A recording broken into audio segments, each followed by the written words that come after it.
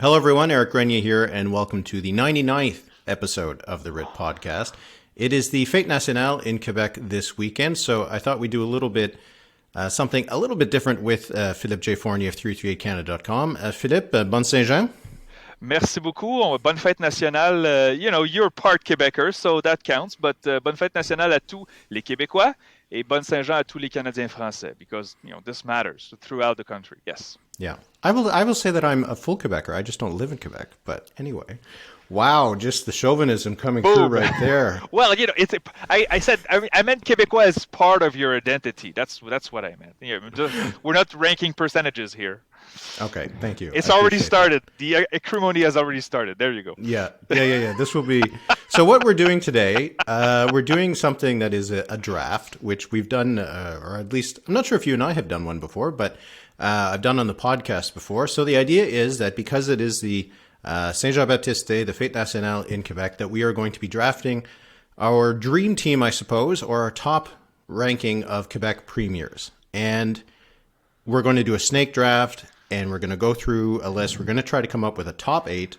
But I'd like to hear from you first. What is going to be your philosophy on why you're choosing the people that you'll be choosing? Well, because we are numbers people, one of the thing that I will watch is electoral history. I mean, were they good in winning elections? Do they have a good record? Also, the premiership, how influential were they? Disagree, how important were they in shaping the Quebec province or Quebec nation, if you will? And also, I think it was important to consider the careers as a whole. So we have to pick premiers, but their life outside of their premiership also matters in my pick, because it is part, I think, for many of their influence on the Quebec society. So those are my three main targets. So what about you? What do you think? Yeah, it's exactly the same for me. And again, it's not necessarily that we thought they did a great job or that their decisions were correct or all that kind of thing, but it's more about how successful they were as politicians, how successful they were in putting their imprint on the province, and just the lasting legacy. If there's things that they put in there that we've long forgotten, then that's a knock against them. Yeah. And yes, their career beyond provincial politics is going to be taken into consideration. So I do have an idea of how to determine who goes first. Really? I don't know if you had any thoughts. Unless you know this by heart, but it's a trivia question. I'm going to give you two options, so it's 50-50 that you get it. So I will give you the chance to grab the first spot if you want it. Okay, yeah. Okay. So, the longest-serving premier in Quebec was Maurice Duplessis. Do you know how many years he served, offhand? Don't guess, but just do you know? I'm just wondering if you already have the number somewhere written down. I don't, and I'm not Wikipedia, right? I'm not checking. He won in 36. He lost in 39. So did he serve for 18 or 19 years? Oh, God. And then from 44 to his death in 59, 15. And I'm rounding to the closest year. Well, that's the thing. I don't know the dates of the election. In 36 to 39, is that 3 years? So I'm going to say, and he took power in 44 and died in 59. That's 15. So I'm going to say 18. That's correct. He served a little bit more than 18 years. So you get to choose first. Now I was wondering, do I want to choose first or do I want to yield? Because I think there's a pretty clear top 3 and there's a clear top 1. So I have to, do I pick Gretzky or do I go for the best wingers after that? You know what? I'll pick first. Thank you, Eric. This was not easy. Good thing I rushed up my history before that podcast. So, René Lévesque has to be first ballot Hall of Famer, has to be number 1. I mean, for the ups and downs during his long career, first as a journalist, then he was a liberal, then he quit the Jean Lesage Liberal Party, formed his own party, lost the first 2 elections in Parti Québécois, including some really bad losses, but then took power in 76, had the first referendum, won again in 81 with a better score, and then left before leaving politics, before his party was defeated in 85.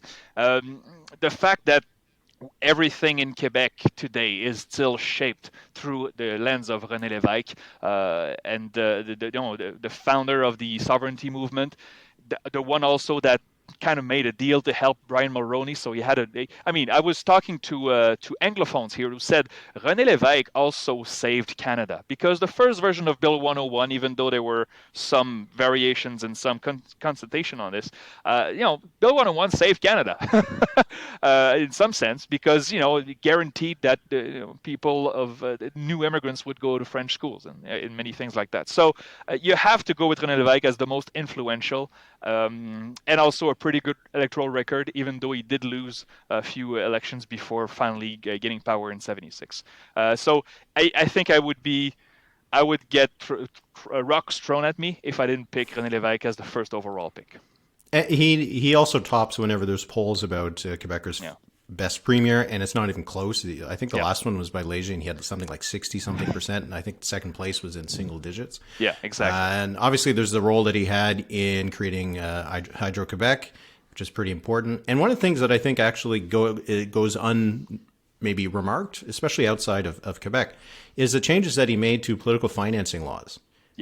When the Parti Québécois came in, you could do corporate donations. There were no individual donation limits, but they banned corporate donations and they put a limit of $3,000, which at the time was still a lot. But it was the first province that really had anything until 10 or 20 years later. So they were really ahead of the game in that sense. So that was one of the things also that they brought in, cleaning up a little bit of the administrations of the past, a bit of a cleaner administration over the first time.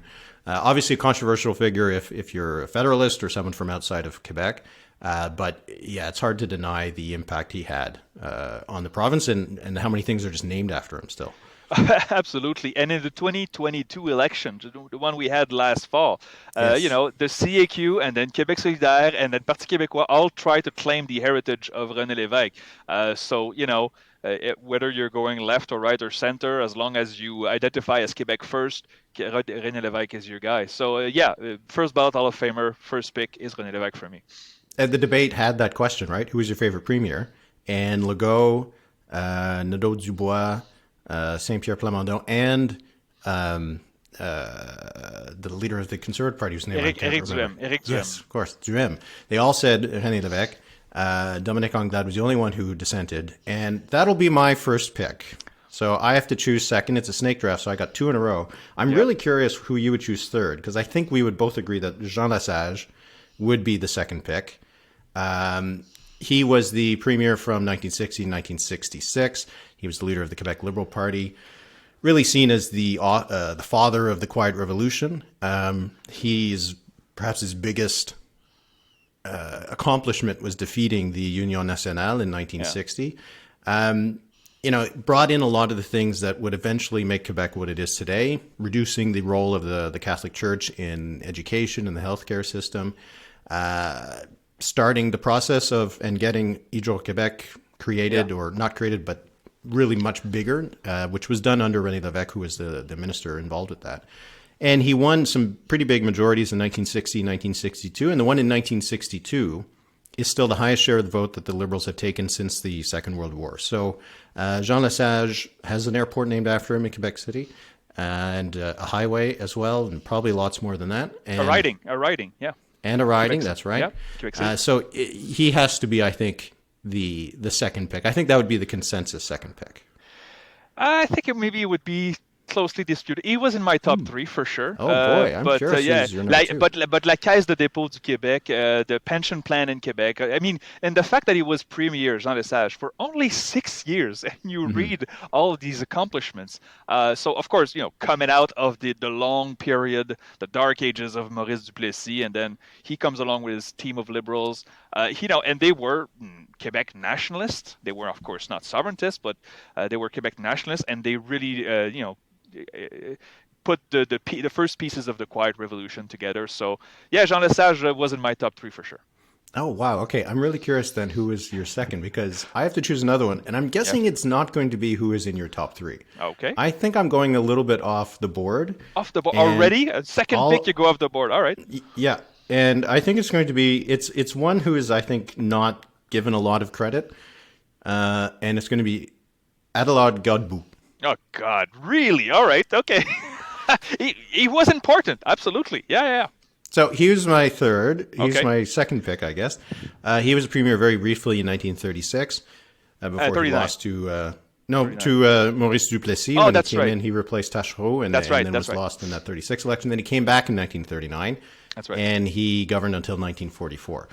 So I'm choosing him because he was pretty progressive for his time Yeah. and moved things forward in a way that set up a lot the Quiet Revolution later on. After the Taschereau years, he ran pretty clean administration. He was a pretty straightforward guy. They brought in the women's vote. Women's suffrage did not You happen in imagine? Quebec until 1940, and he brought it in 1940, and it was against. He managed to force it through the Legislative Assembly, as it was called then. Duplessis did not want it. The Catholic Church was pushing against it, and they still managed to push it through, which is remarkable because you wonder if he hadn't done that in 1940, would Duplessis have done it? How long would it have taken before he That's would have true. brought That's it true. in? They had progressive legislation when it came to labor and education, things like that. And it was under him that the Montreal Light and Light, Heat, and Power Yep. was That's true. nationalized, which is the first step towards the creation of Hydro-Quebec, which is such an important part of the progress of the province. And the fact that he came back in 1939, I think, is a remarkable thing. They went from 14 to 70 seats in that election, and it was a really important thing to happen, I think, because Duplessis was against more or less against the Second World War. He was certainly against conscription. He was criticizing Mackenzie King's involvement in the war and the way it was being prosecuted. If Duplessis had been reelected in 1939, it would have been even worse, I would say, in terms of the relationship between Quebec and the federal government and the handling of the Second World War. In the First World War, there were riots that happened when it came to conscription. It wasn't as heated in the Second World War. Obviously, there was still lots of opposition, but it Yeah. probably helped that it was Godbout who was there and not Duplessis. So that's why I'm putting him there. He wasn't there for a huge amount of time, but I think that he did have a big impact on what came after for Quebec. So I think that a lot of that stuff needs him to be elected then. So he's my number 2 pick, which I think is a bit of a surprise. But I ranked my premiers, and he came up 3 for me. He was in my top 10. He was not in my top 3. The fact that thing is, he had a pretty rough go because, yeah, he was against the grain. And, he was depicted at the end of his career, was depicted as a puppet of the federal liberals. And, of course, that's a tag that's really, that doesn't wear off easily. I remember in the 2003 campaign between Jean Charest and Premier Bernard Landry. Bernard Landry mentioned Adélard Godbout as being a puppet of the federal, and his widow wife was still alive, and she went into the media and say how awful that was, and it wasn't. Yeah, yeah. But the women's suffrage itself should deserve Monsieur Godbout a place in our top 8 for sure. Yeah. Okay, Okay. that's So that's interesting. my 2. So now you have 2 consecutive picks. Well, I thought Robert Bourassa would be gone by now, to be honest, because also a controversial figure, but I mean, it's hard to argue against the electoral success. Huge majority in 1970, huge majority in 73. Did lose against the Parti Québécois in 76. Left, went to academia, went to Europe, I think, for most of that time. After the defeat of the 1981 election, he came back, won the leadership, went back to as a leader of the Liberals, won big in 85, and won even bigger, I think, or close to bigger in 89. And then he left politics. So, it's so many things that happened. Like Commission Clich with the story with the construction in Quebec was ruled by the mob, basically. So he attacked that. He continued the works to expand Hydro-Québec. He was part of making this Quebec the modern state that it is. As long, I think, with René Lévesque. Also mentioned this guy was unlucky with crises. 1970 October crisis, he had to deal with that for better or for worse. Then, of course, separatism. Then came the constitutional battles. It was not an easy time to be a Quebec premier in the 80s with Meech Lake Accord and then the Charlottetown Accord. And so A very tumultuous time, and I think Robert Bourassa deserves to be in our draft for all his successes and his failures also, because Michel Accord did not pass. It's not necessarily his fault, but I think it would have been a huge heritage for him to have this accord ratified. But as a kid, of course, I remember we used to say, "Oh yeah, thank you, Clyde Wells, thank you, Manitoba. Yeah, you just broke up Canada, but it didn't happen." But so Bourassa would be my second pick, so 4 overall, and then Wait, I've been talking a lot about Hydro-Quebec. He also was instrumental in the development of the Bay James. James. Oh yeah, James project. Bay. Oh, absolutely. Which is still named after him. So, which I went to go visit. It's quite impressive.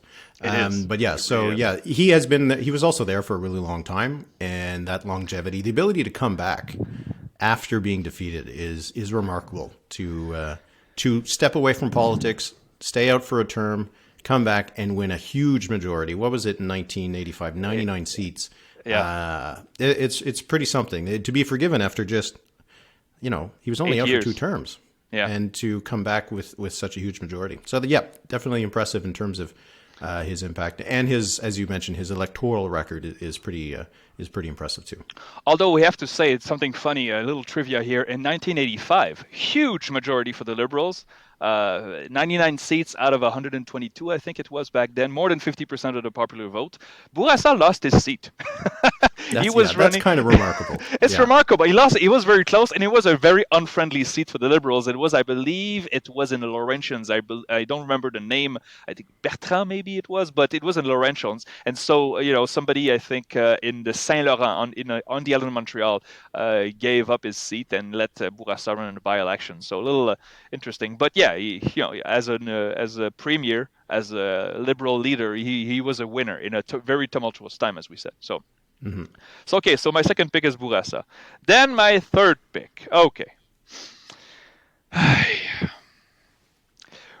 We're taking consideration of what they did also outside of their premiership. And so I'm struggling here between 2, but I think I will take Lucien Bouchard. Lucien Bouchard, of course, was not premier for that long a time. He took over after the Quebec referendum in late 95. I think he was sworn in early 96. And he left politics before his re-election bid. I think he left in 2001. But he did win the 98 election. It was the first election after the referendum. Quebec was bitterly divided between those two camps. And he was also facing someone who will, soon after be a premier for a decade in Jean Charest. And so Battle of the Titans in 98. What a fascinating election that was in Quebec. So Lucien Bouchard, being someone who was a sovereigntist and then went back to federal politics and became a Quebec nationalist still, but part of the Mulroney team. He was environment minister. I believe he was ambassador to Paris, I want to say, and was instrumental in putting that yes side in 95 back on track, because without his contribution, and Jacques Parizeau knew it, Lucien Bouchard, without him, the no would not have been up to 49% and change. And so the fact that he came in, he was the adult in the room after the referendum in 95. He was very statesmanlike. He was a Democrat, then decided to come to Quebec. And even though he had some troubles with the unions during his time, I think he's remembered as one of the most influential Quebec premiers, if we include his time outside of his premiership. So my third pick will be Lucien Bouchard. Yeah, the creation of Bloc Québécois, obviously an important thing. $5 a day childcare, I think, came in while he was premier. That's right. Which is still kind of a proud legacy, I guess, in Quebec in terms of social programs. And the ice storm. I remember the ice storm. I lived in just to the west of the Quebec border where I grew up, right? Around Van Cleek Hill. That's where the ice storm was really bad in Ontario, and it was just across the border in Quebec where it was really bad. And I remember his leadership during that in terms of how popular it made him, right? Because it was thought that the 98 election was going to be just a slaughter for the Liberals because of how popular Bouchard was with the ice storm, with the fact that he had the flesh-eating disease that kind of made him seem like sort of an unstoppable figure. And it ended up being close, and they lost the actual popular vote, which is a bit of a remarkable thing. Okay, I need to choose two, but these are my last two, so I kind of need to make sure that they... Because so far I have Lesage and Godbout. You have Lévesque, Bourassa, and Bouchard, which seems pretty good to me. So I need to... So I have three left on my list, and... Okay. I'm going to choose these two. All right. So then my first one will be Honoré Mercier. I'm going to choose him. That's a good pick. He was premier very shortly from 1887 to 1891. Because he kind of sets himself apart from a lot of the premiers in the 19th century. A lot of the premiers, some of them had seats in the House of Commons at the same time as they were sitting in the Legislative Assembly in Quebec City. They weren't really huge figures. If you look at those 19th century premiers, they weren't there, a lot of them, for very long. They'd come in and out. At the time, the lieutenant governor would step in and just replace them. It was it doesn't seem like Quebec provincial politics were very important. It was sort of a backseat towards to the federal government. And Mercier, he was really the first nationalist kind of premier, the first kind of premier who brought together a French-Canadian vote, as it was not known then, and making it not just about liberals versus conservatives, patronage versus patronage, who could get the jobs and all this kind of stuff, but trying to make it about the strength of the French-Canadian people to kind of govern themselves and that kind of thing.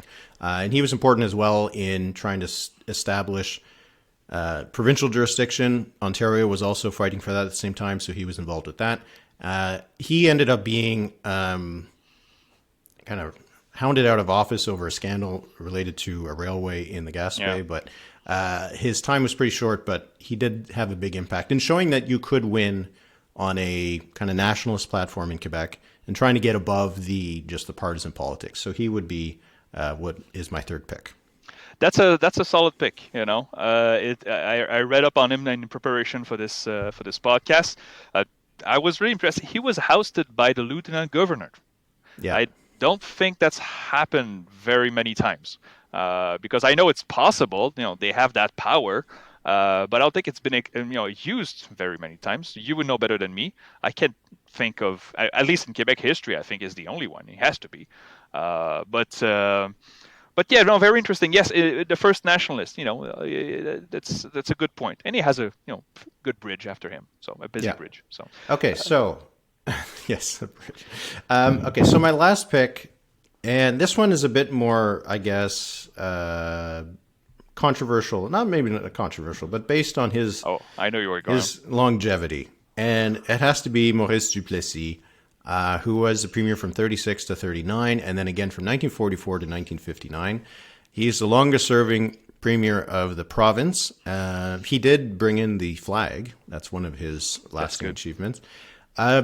But his time as premier was, it's not seen well, just to put it that way. It's called the Grande Noirceur, which means the Great Darkness.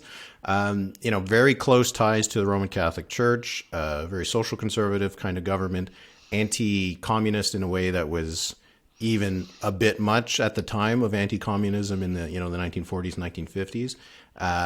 Not exactly a Democrat, we'll put it that way. A little bit of authoritarian principles. I'm not sure if it's actually a true story, but often, the paving for the highway would stop at the riding boundaries if that riding did not vote for the Union nationale. There are stories. Yeah, but, he won in 36, which was the creation of the Union nationale. He merged the Conservatives with the Action Libérale Nationale at the time. So he created a party that could actually win. The Conservatives were really not able to win since since the 1890s, I guess. Yeah. And he won huge majorities in 48, 52, and 56 with over 50% of the vote. How much of that was fair? Who will say? But it's hard to argue against his ability to stick around and to put some imprint on the province. Though there is, as I said, a disputed legacy for Duplessis. But if you're the longest serving, I think you got to be on the list. And a great record, as you said. He lost in 39. Of course, he had help losing with the feds. There's a great miniseries that was done in Quebec, I think in the late 70s or early 80s, about Duplessis. I think a lot of people learned about Duplessis through that miniseries because they tried to. Of course, it was romanticized, as we say, but it took historical records. And yeah, the man was controversial, but a beast in politics. Somebody that you just couldn't beat, and he knew how to talk to, especially rural folks. Although it wasn't only rural folks, but the rural Quebec voted for him en masse for a decade and a half. And he was also a breath of fresh air after. I mean, Louis-Alexandre Taschereau was part of my top 10. I hesitate to pick him or not. But it ended really badly for Louis-Alexandre Taschereau because, there were a bunch of corruption scandals. But that happens when your government is there for, 20, 25 years in a row. So, Maurice Duplessis, it would have been weird to have a draft of Quebec premiers and not pick Duplessis. I'm kind of happy not to have to pick him. I would have to, because what a bastard against Union, as very religious. The dark ages of Quebec, it's him. And I know maybe it's not fair a comparison, and some conservatives today. We have conservative commentators here in the Quebec media who try to redefine the legacy of Duplessis. There's many comparisons between François Legault and Duplessis also, to be honest, although I'm not sure that's fair. But yeah, Duplessis has to be there, remarkably important in the history of Quebec. Yeah. And the contrast, I mean, what happened after what happened before is a huge part. Quiet Revolution was a reaction, really, to the Union Nationale government. And federally also had a pretty long tail. He was part of the reason that Diefenbaker won that huge landslide in 1958. The Union Nationale lended their organization to help the PCs do very well in Quebec, and then that all collapsed pretty much as soon as Duplessis died in 59. They had a series of premiers. The next one also died very shortly afterwards. Yeah, absolutely. And then they had more or less the C team trying to win in 1960, which didn't work. Okay, you have one last pick. So right now mine are Jean Lesage, Godbout, Honoré Mercier, and Maurice Duplessis. So mine are pretty old. My most recent is Lesage. I got 3 Liberals and 1 Union Nationale. You have a more of a modern pick. You have Lévesque and Bourassa, who were opponents. You have Bouchard, who was, these are all contemporaries in a way. Yeah. Bit more of a modern sort of the constitutional battles, whereas mine is more the foundings, the foundations of Quebec. So how are you rounding out your team? Well, here's the thing. I would have taken Duplessis last if you hadn't taken him, because he has to be in there, whether you like him or his legacy or not. My last pick, I hesitate, because I'm going to stick with modern ones. It's the ones I know most. Louis-Alexandre Taschereau, again, very influential because he was there for so long, ended badly. But I think I have to go with Jean Charest.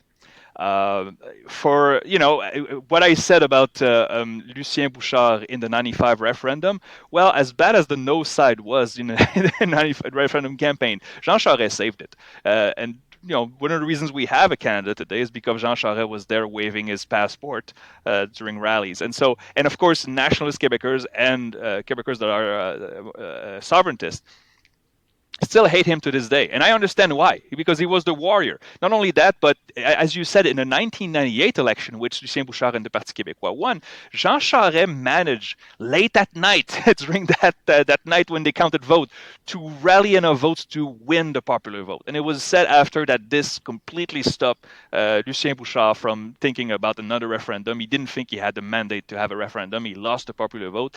And then in 2003, majority victory. 2007, minority. 2008, majority. And 2012, he did lose, but that election was really, really close. Pauline Marois won with the Parti Québécois, but Parti Québécois won by winning fewer votes. It was a very split vote. It was the first election of the CAQ, which did fairly well, considering first election. But Jean Charest, you could not beat him in a debate, and you could not beat him in a campaign. He was a beast campaigner that we haven't seen since, I think, in Quebec. And the reason I hesitated is just,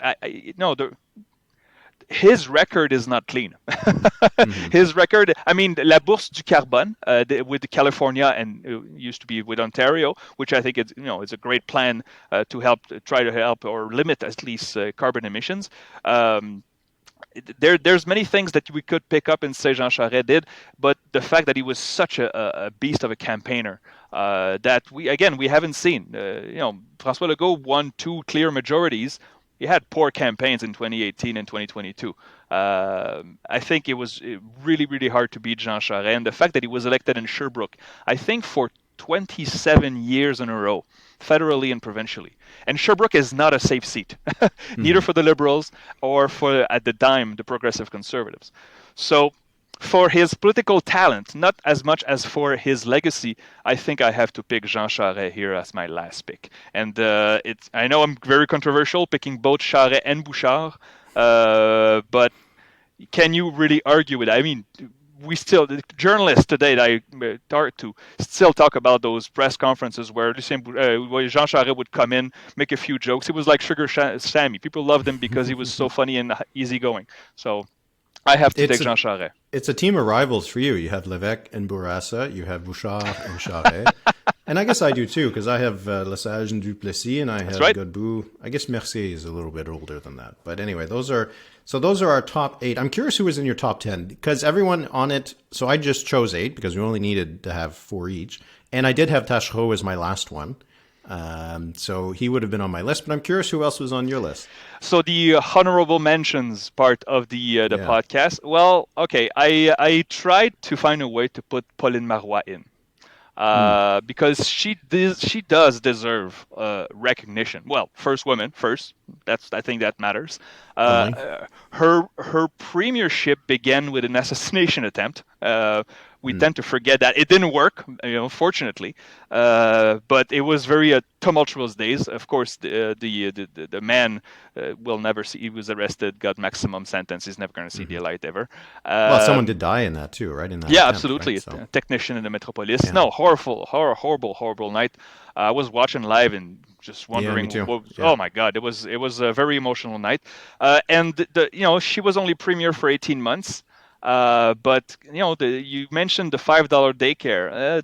It was a lot of that was her work in the late 90s, and the fact that she was part of Lévesque's team, then Parisot's team, then Lucien Bouchard's team, and then finally became premier. As a whole, you have to consider Pauline Marois as one of the top Quebec politicians of all time. But we only have 4 picks, and the fact that she lost the leadership campaign to André Boisclair, I think it was in 2006. So how can you put Jean Charest below Pauline Marois considering the electoral record? It was really hard, but my honorable mention would go to Pauline Marois for sure. Okay. Yeah, I think that's good. So that was pretty much it. That's my entire list, because the extra one I had was Taschereau. I don't really have anyone else. The only other person I was thinking of was Gouin, just because he was also in for a long time. Lomer, Gouin, yeah. Yeah, but those two, Gouin and Taschereau, Quebec was industrializing, and they were a big role in that, but it was also with a lot of investment from outside of the province, and some of the things that eventually had to be undone in the future with future premiers. So. But after that, it starts to get pretty slim pickings. Pauline Marois is an interesting pick because of just her importance as a first woman and the role that she played as a minister. But beyond that, you're starting to get to some rather minor figures, I would say. But I'm curious, if we did this in 10 years, in 15 years, because you chose Charest, who is still obviously alive, so is Bouchard, and those legacies are not exactly yet over, I guess you could say. Yeah. But is François Legault going to make it into this list at some point? If he wins a third straight majority, then he's in Maurice Duplessis territory, right? Charest won 3 elections, but it was 2 majorities and 1 minority sandwiched in between. And then for 3 straight wins, you have to go back to Duplessis. So it's just that François Legault, he did not impress anyone during those campaigns. He also won. I'm not taking anything away from the CAQ. They did win fairly, but they also had a very fractured electorate and opposition in front of them. So it's very convenient to lead in the polls when both the Parti Québécois and the Quebec the Liberals can crack 15% of the popular vote. So I think. The longevity will have a long say. If 3 straight majority would be impressive. we'll have to wait and see. What about you? Yeah, I think that's the longevity part will be part of it if he does run for another election and win it. And in the longer term, if we see that the sovereignty debate continues to sort of decline as an issue, some of it might be tied to Legault kind of cracking the federalist sovereignist kind of split in terms of politics in finding a third way. Yeah. And that could be also a bit of a lasting legacy, particularly if Quebec moves towards feeling that it doesn't need independence anymore because it has all of this other stuff that makes it more or less autonomous in many ways. So some of that could be Legault's legacy. But if he loses the next election, whatever happens over the next few years, certainly there's a potential that he is in some of the more controversial territories, the Duplessis, the Charest, the premiers who aren't seen as fondly, perhaps, despite the fact that they were there for a long time. I should mention Charest, of course. It ended with the Charbonneau Commission, and he was never accused of anything. But there was a lot of wrongdoing, rumors of wrongdoing in the Liberal Party back then. Just one word on Legault too. The first term was defined by COVID. So we didn't really know. That's hard to get past, yeah. It's really hard to get past that. And now this second term, he has des chantiers, huge road work ahead with both health and education. And, we have strong unions in Quebec, and of course they're looking at that with a wary eye. If he managed to push those through, and I don't want to say it works, but it's an improvement on the health and the education systems, this will be a major victory. But it's two very risky and emotional files. So he decided he didn't go the easy way. Legault and his team did not go the easy way on this second term. Yeah, the potential for lasting legacy, or the potential to be a Brian Mulroney who tried really hard to fix the Constitution and it all failed, and that's kind of how people remember, right? So trying to fix something that seems tough to fix, either you're a hero or a bit of a goat, but not in the good way of being a goat. So high risk, high reward. That's right. All right. Well, I appreciate you doing this draft with me. We'll have to go other provinces. Next one, you'll have to decide. You can choose which next province you want to do. We'll do a draft for it. And by the way, Eric, I want your many listeners and readers to vote on this to see, according to them, who has the best team. Perhaps put a link somewhere to biography, because I think maybe of your readers don't know Honoré Mercier, even though he was very influential. But I would like to know what your readers think. Who has the best team?